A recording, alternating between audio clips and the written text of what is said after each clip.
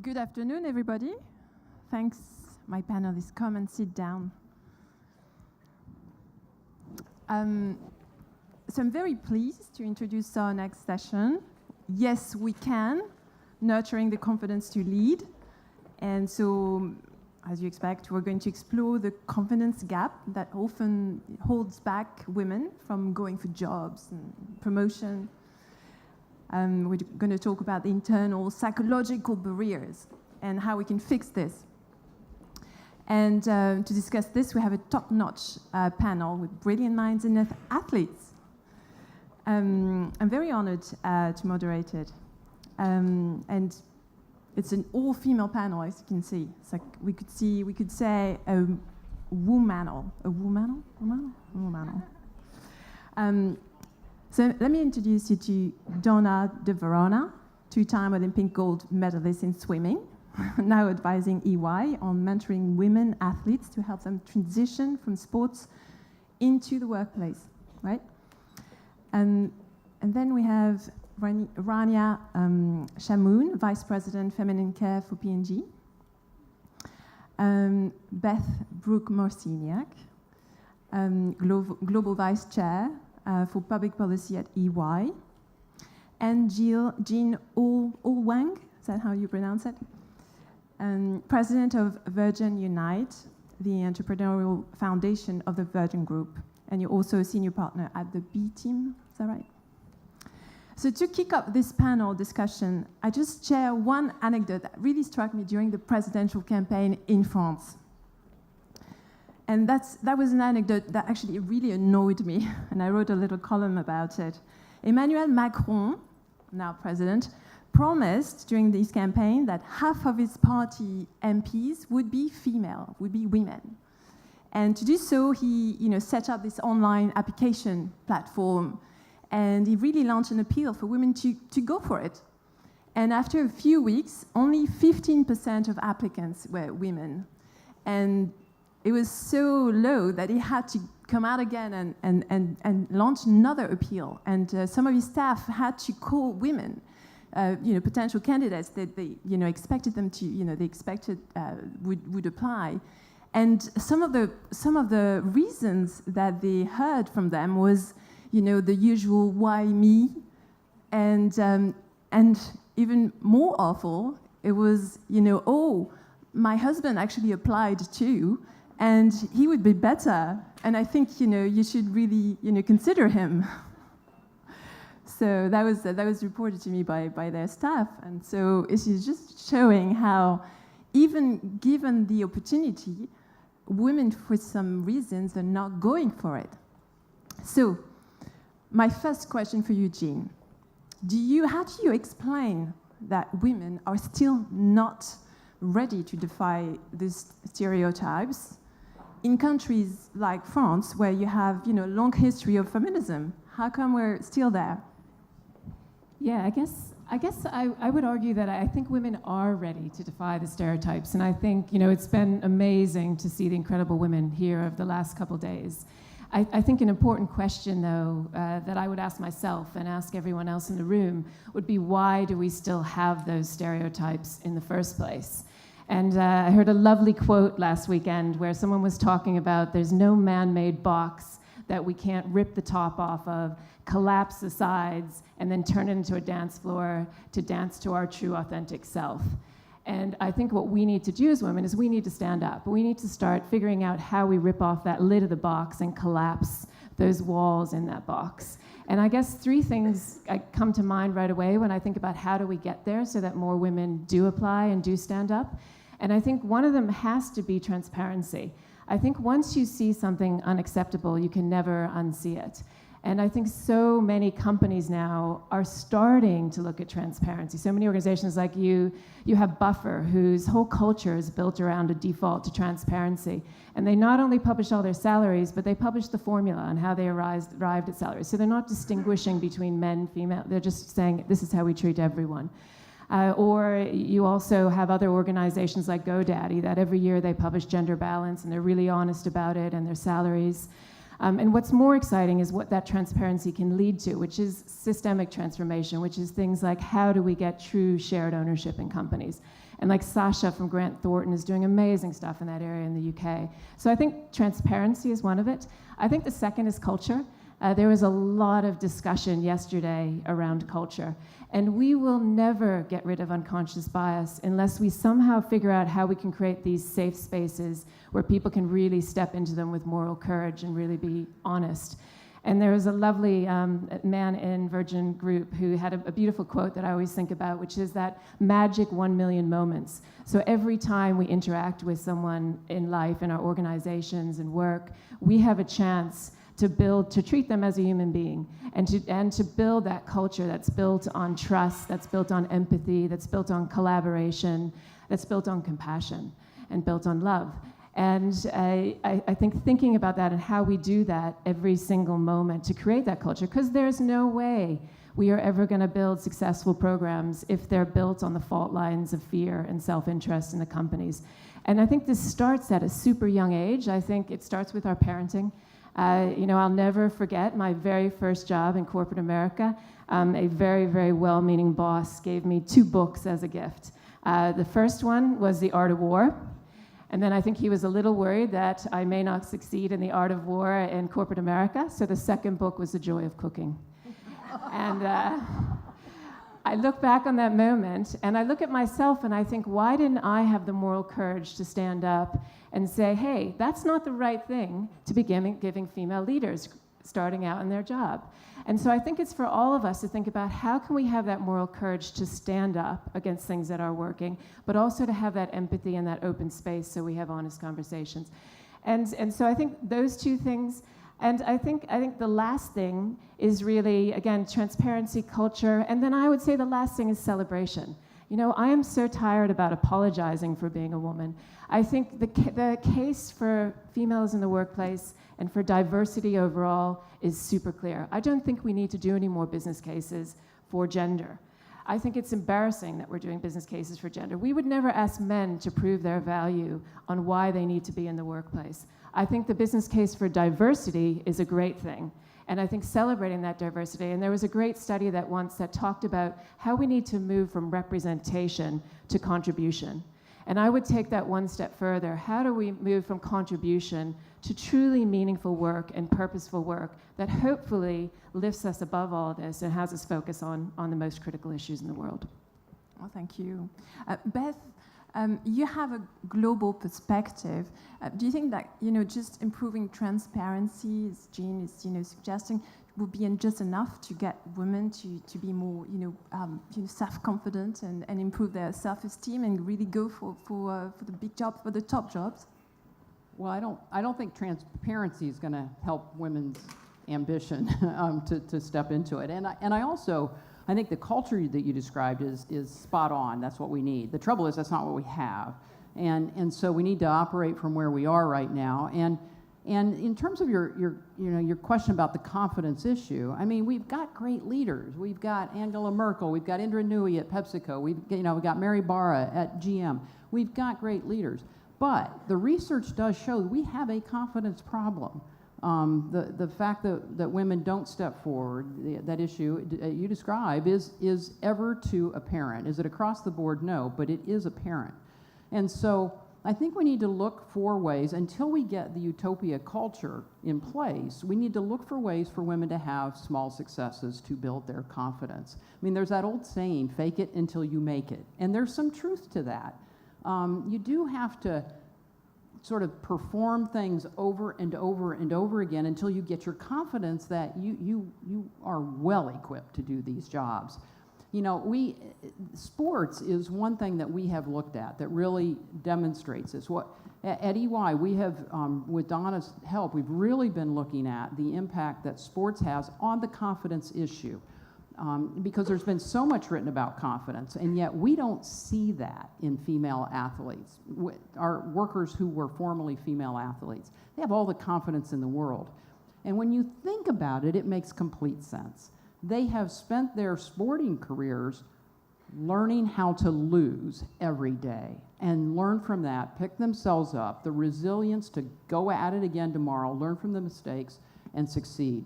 They know how to work hard. They know you never go into a game without having practiced and analyzed the other team for thousands and thousands of hours. So you never go into a meeting unprepared. They know that coaching, they want to be coached. Female athletes, as now employees, they want to be coached. They can't live in a world where they aren't being beaten up every day and told what they're doing wrong. So they receive constructive criticism so much better. So for all those reasons, failure is not an option. I mean, you can put out a wall and a female athlete's just going to find her way through it or around it, but she won't lose. She won't quit. For all those reasons, they make great leaders in the work world.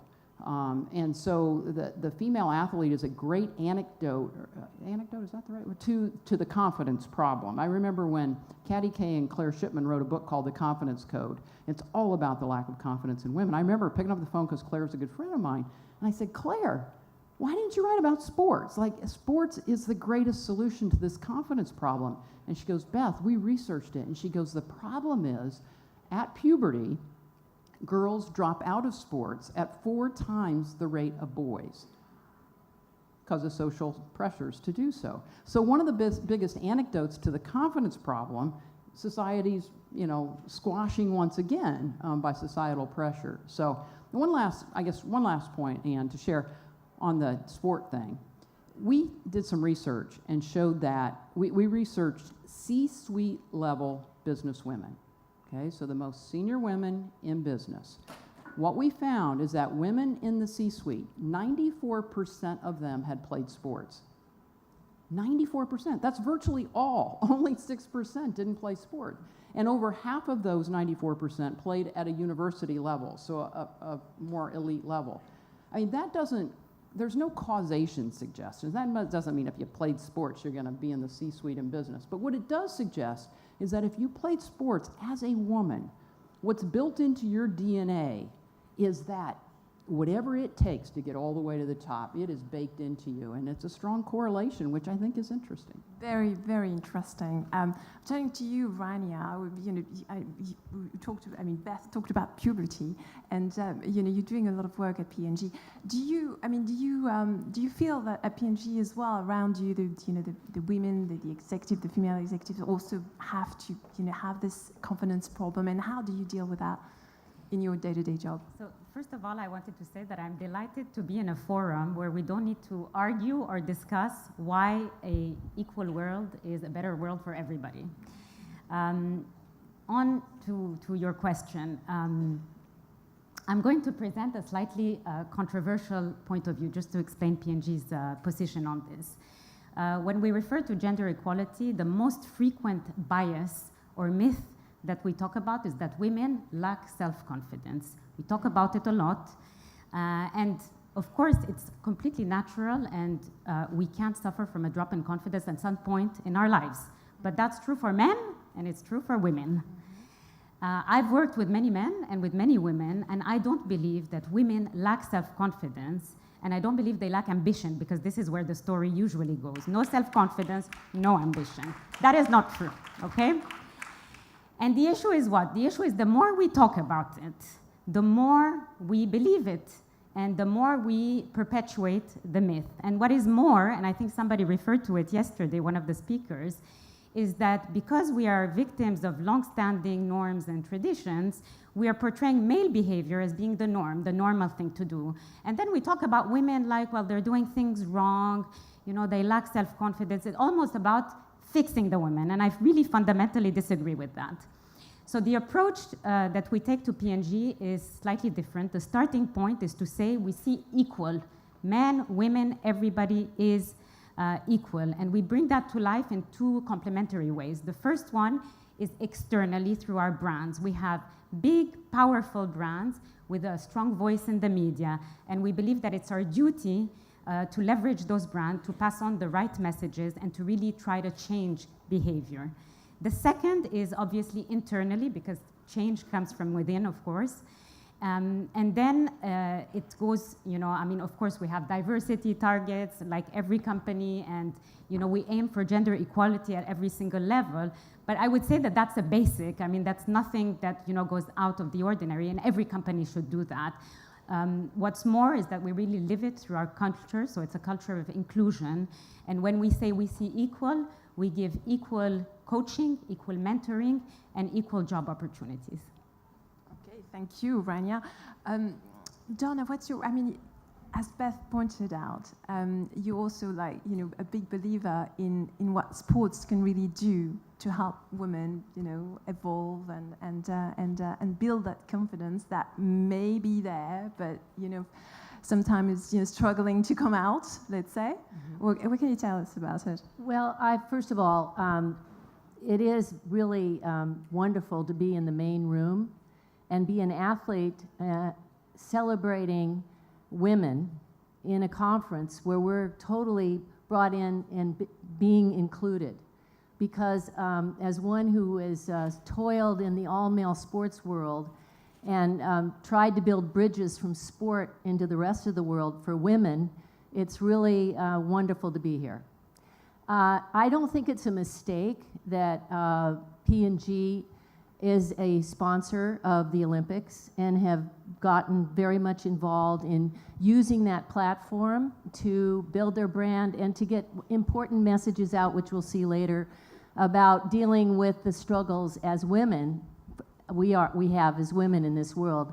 I don't think it's a mistake that when I went to Ernst & Young with this program that I met Beth Brooke, one of the most powerful women in the corporation, the most powerful women at EY, that she was the first woman on a scholarship at Purdue to play basketball, and that she used that training to make her way at the time in an incredible company. Ernst & Young decided to get involved in the women's sports area because they have this Winning Women program. They sponsor women that are entrepreneurs and helping them scale up because they meet that confidence issue. They found out that women start their companies and they do well up to a certain point. And then Ernst & Young comes in and picks the best ones around the country and help them scale up. Well, what we've been doing at Ernst & Young is helping women scale up. From all the lessons that Beth mentioned about self-confidence, about learning how to lose and bounce back, about being a team player, and help those women after the Olympics or after elite competition make that important transition to another way of life.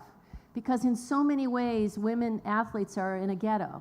We're caught between the male old establishment, and they're changing, and women who are off on another train. And what we found out is after competition, if we sit down with our athletes for a little while and mentor them and remind them of what they've built, because often they don't understand. They've built all these values, and in that transition time, they're not so confident about can they make the next step. So after the Rio Olympics, we took 9 women from around the world that wanted to get involved with Ernst & Young as interns to see how they would work out in the company. 7 of them have been hired because they wanted to stay. And we found within that company environment, those athletes inspire the workers around them.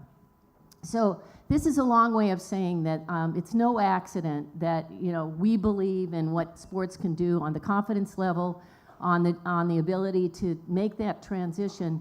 But in my world, when I first started getting involved out of competition, I was 17 when I retired because we had no college programs and no support. The International Olympic Committee had no women members. In our country, women were not offered high school or college sports scholarships.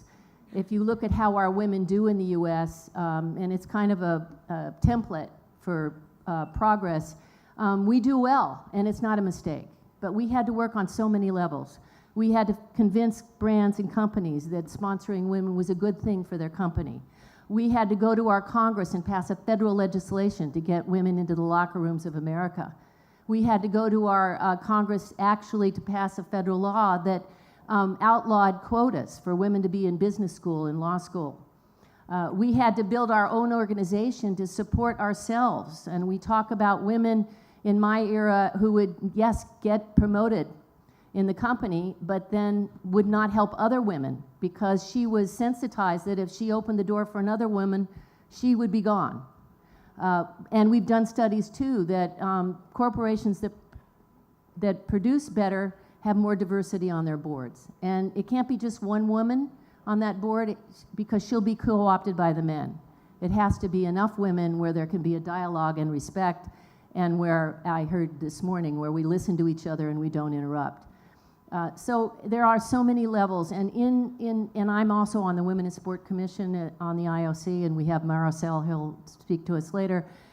It's been a long journey, but you can change things if you start one step at a time, one leader at a time, and you really cooperate with each other. You don't just speak to yourself. You speak to the men, you speak to the corporations, you do the research, and we have that all. So that's my way of saying thank you for letting me be on the main stage and help build that bridge between the world of women's sports and your world. Thank you. Thank you, Donna. So coming back to you, Beth, does that mean, I mean, not all women are good at sports? I mean, what does that mean? Like, what are the lessons? Do we need to toughen up? Do we need to be more competitive? Do we need to learn how not to let go? No, I don't think that's the lesson. I don't think we need to fix the women. I agree with you. I think we need to fix the culture and fix the environment. And part of the importance of this message about the success of female athletes, I think, is to help all of us. We don't all need to be athletes. That's not the message. The message is, what is it that gets baked into those female athletes that we all can draw on? What is it about those skills? And the same thing is true for performers. You could have musicians, performers young in life. What was it they went through that helped them to have the confidence to ultimately be successful? But your point is, do we all need to toughen up? Well, sure, we all do.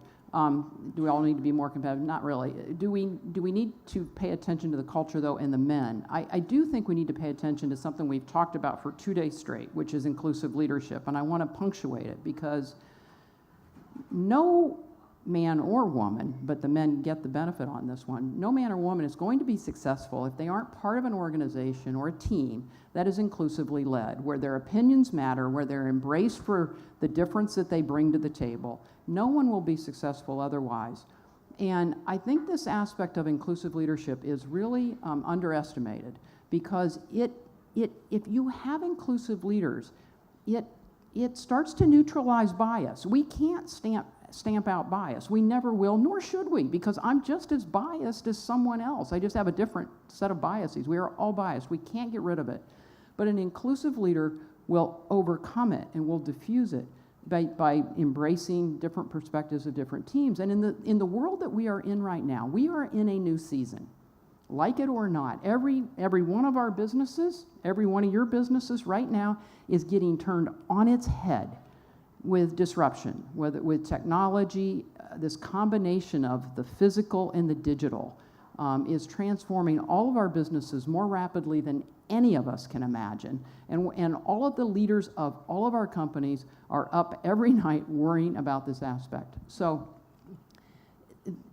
they cannot avoid this issue of diversity and inclusion or inclusive leadership, because if the leader of your organization or my organization surrounds themselves with people who look, act, and think like them, they are going to lose. It's the biggest risk a CEO has right now, is not getting inputs from a diverse enough set of perspectives and leading that way, which is just the biggest opportunity in the world for us to bolt right through, because our perspectives are more valuable than ever to help see the world of the future, as is the younger generations. I mean, it's diversity of all perspectives that is ever more important right now. So, long-winded answer, I'm sorry. No, we don't need to get more competitive. We need to be more opportunistic, though, and our voices matter more than ever now, and every leader operates at their own peril if they ignore it. Yeah, absolutely. So opportunity is key, I think. Try to not miss it, right? Miss the opportunity, I think. I'd like to ask Marisol Casado, another athlete. Let me come my note. President of the International Triathlon Union. And you're sitting at the International Olympic Committee. Come and join us, please. Some applause. Because how does this all resonate with you? Because part of the struggles that Donna's experienced as an athlete wanting to come back to normal life and work.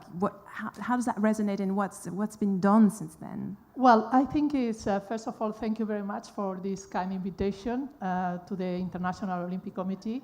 I think it's something very important for us to let you understand that we have been working in this area for many, many years, as Donna already told. Few people were working as in something so clear as it was Donna, just in the mentoring of athletes.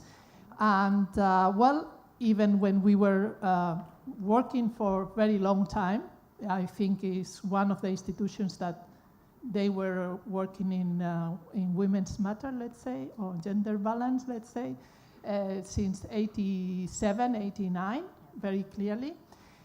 The results are not good. The results are not good. Even, well, you present myself as an athlete. I was an athlete, but not an elite athlete. This is very, I want to say that. But what I was able to do is to transform just the values of the sport, and not the competitiveness, sorry for my English, but especially the perseverance and hard working, planning, etc., in order to be a leader. Then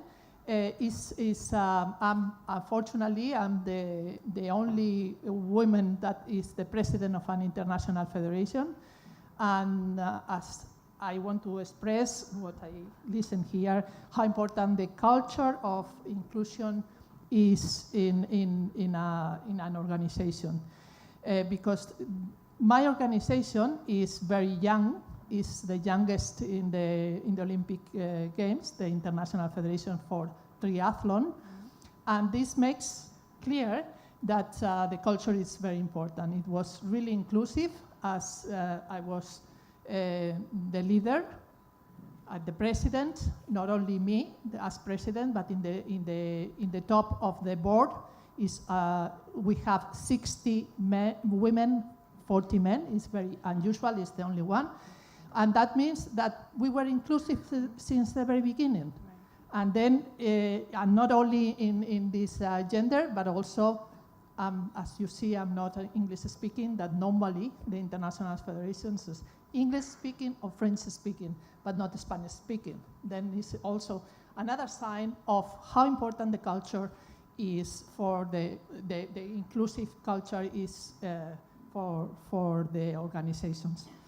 Then I think we, as Donna says before, we had these women's and sport commissions since a long time, and it's working in different areas. It's working well, but at this point this year, at the beginning of this year, just one of the athletes that we have a commission, athletes commission inside the organization.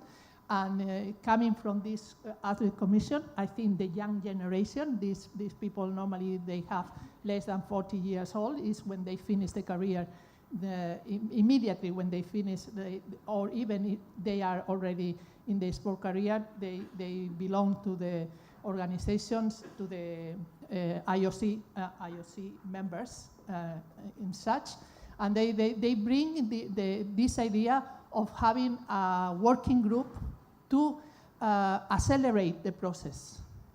And I think the organization at this moment is mature enough to do it. Then the first thing that we had to do, I had the great pleasure to chair this new working group. And the first thing that we had, it was just the president behind this working group. This is because without this, it's nearly impossible to advance. Then still we are in the phase. We still didn't launch the working outcomes, but we have it nearly finished. And I think it's very important to understand that we were fixing in a very clear and definite areas. The first area, it was the field of play, which, I have to say that we are taking the International Olympic Committee as with the power of the rings, just to leader in this area of gender. It's very difficult because the organization itself is not.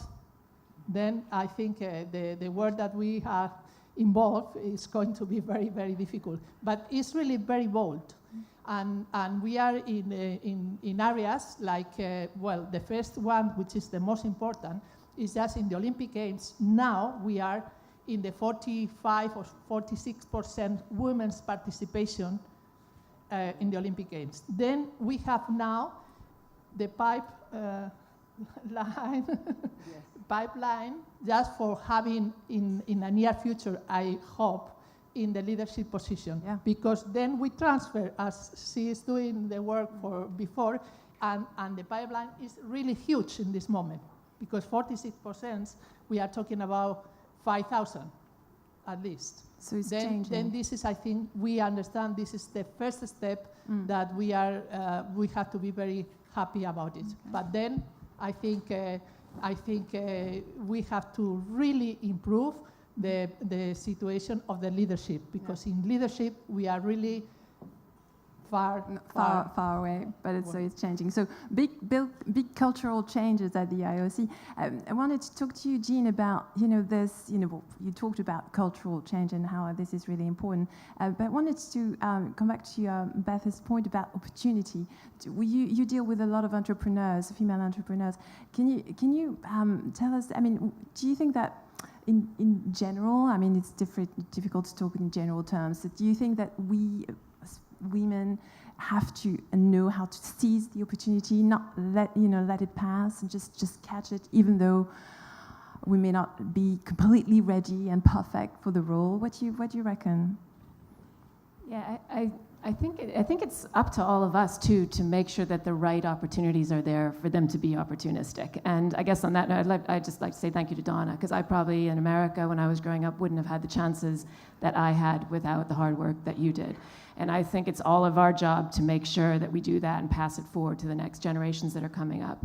And I think it includes a lot of the things that Beth beautifully put about inclusive leadership, around culture, around also opening up networks. But I guess I'd just like to respond to two things. One is my team has a joke where they talk about how they feel over-mentored and over-sponsored. And so what I would like to just add to that is I think that we are all under-partnered. And I think we need to take mentorship and sponsorship to a whole new level, because I'm sure as everyone in this room, if you've ever mentored, you get as much as you're giving to the other person. But also we need to have it more meaningful than just sponsoring someone or just mentoring someone. It should be about how do we create these deep relationships where we really understand that other person's purpose and can really help them in life and also challenge them in life and push them towards things like no one else could, because you have that confidence and they can do the same for you. So I'd say that's one thing I think we need to do. And I think the second thing is we need to be careful that we don't change ourselves by trying to fit into a man's world.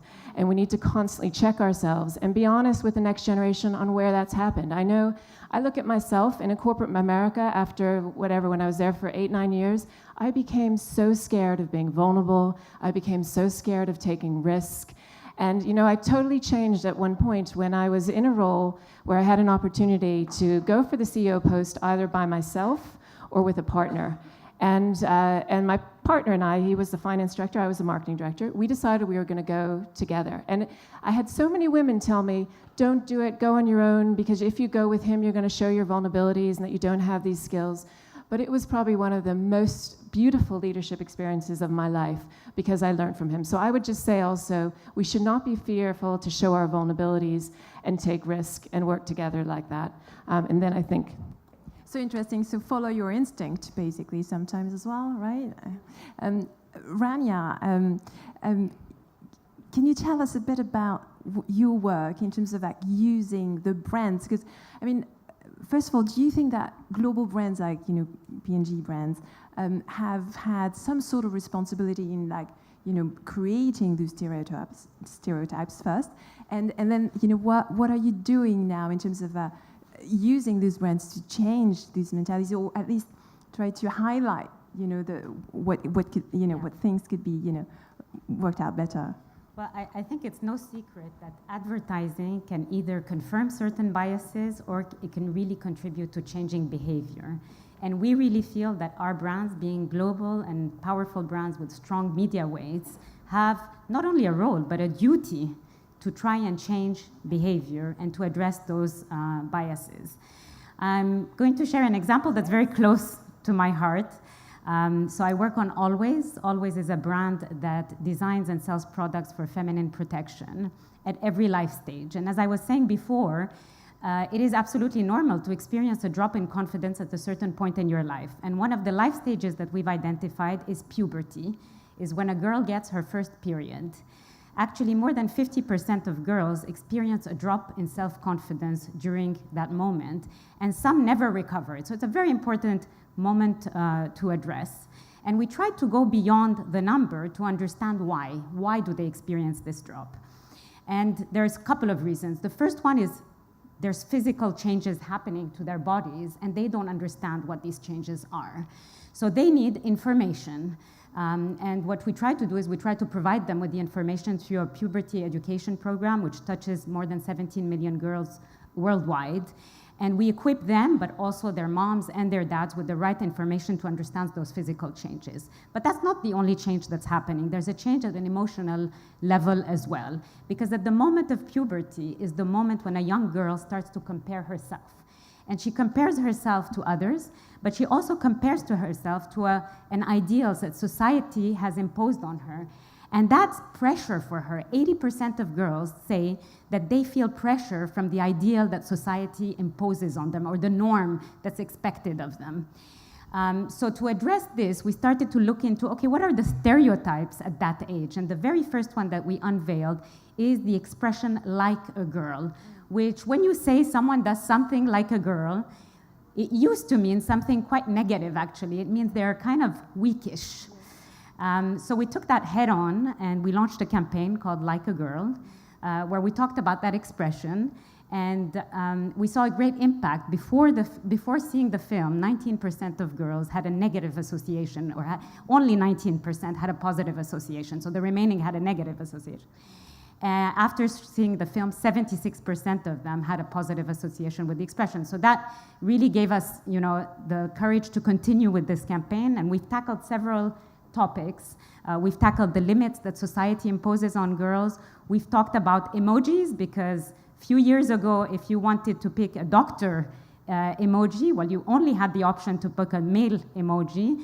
Very happy that my 12-year-old girl can select the female emoji doctor right now. We talked, of course, about sports. I mean, how can we not talk about sports? Half of girls below the age of 17 quit sports. So we could not ignore that, obviously, as a brand, as you mentioned. And so actually, I'm very happy, because today we're launching in France year 4 of the Like a Girl campaign. And this time we decided to tackle the fear of failure. Again, 50% of girls are paralyzed by the fear of failure, whether it's in school or in any other activity that they undertake. And so en avant-première, as we say in French, I wanted to share the film with you. It's behind the idea of keep going like a girl. Thank you. Can we start it, please?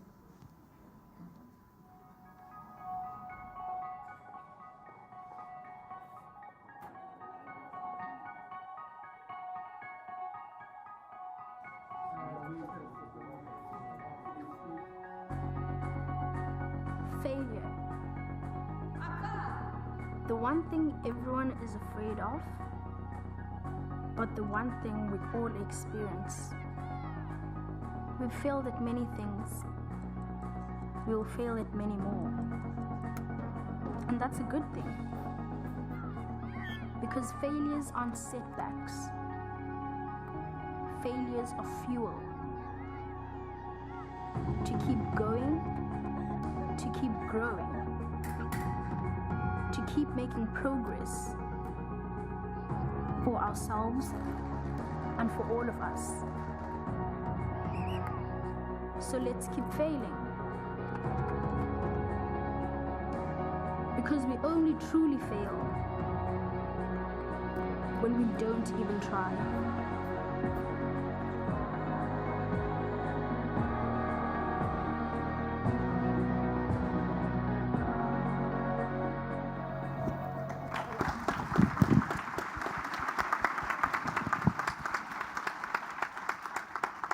Who is crying? I probably should show that to my son, my 8-year-old son. He's probably learning a lot on showing it. So perhaps a question, for all of you guys. Final questions, because I think we only have like three minutes. So how can we tackle as individual? That's the theme of this conference.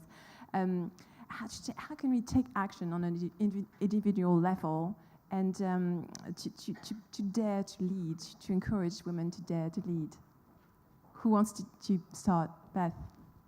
I mean, I'll take it on in a theoretical world of just maybe for each of us individually to put ourselves in the position of an athlete. We either were one or we weren't one. That doesn't matter, but put yourself in that mental mindset even today and say, much like the film just said, is losing just feedback?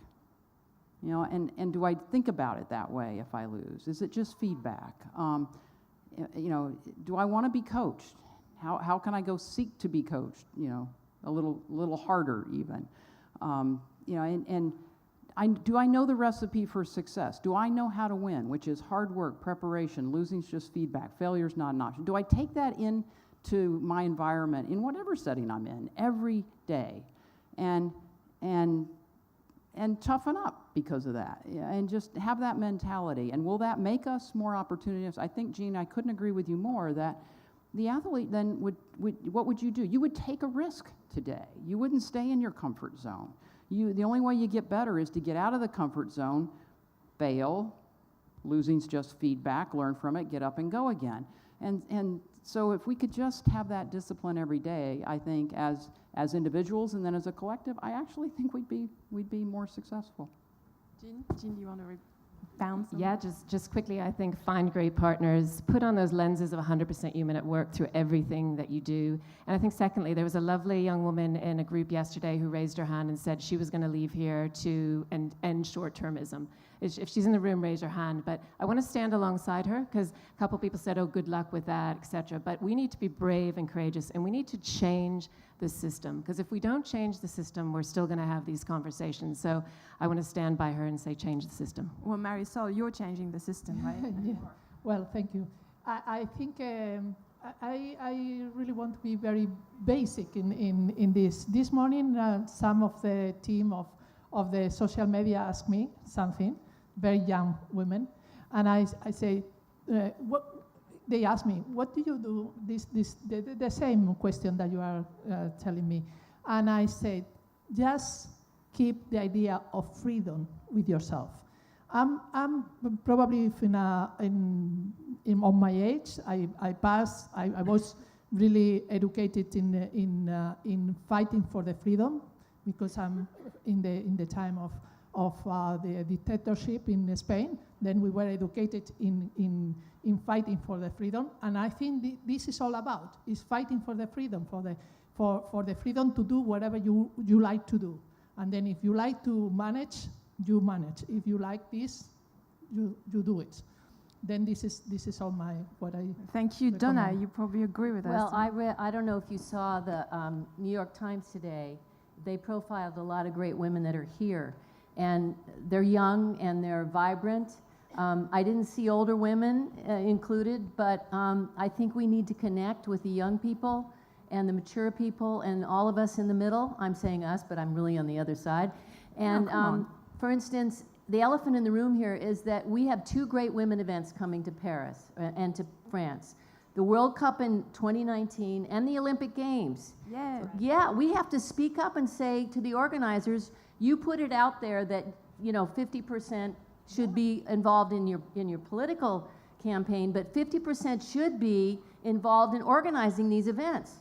And let's get everybody here supporting that road, because a success here will demonstrate and provide role models for young women and young men that you can do anything on the world stage. And that's why I go back to sports. It's a multi-billion-dollar business, but it's not just a business. It's inspirational, it's aspirational, and it brings the world together like nothing else does. So that's my contribution. Yeah, right. And Rania, what's your final word? So 3 things. First, I think we need to keep uncovering those biases and tackling them head on. Yes. The second is I think we need to invite men into this discussion, okay? So we are in this forum for 2 days. We only have 20% men. I look forward to coming back and having 50% men so we can have the real conversations, because a more equal world is a better world for everybody, for men and women. And then maybe one last word. Try, fail, learn, keep going like a girl. Thank you. That's the final word.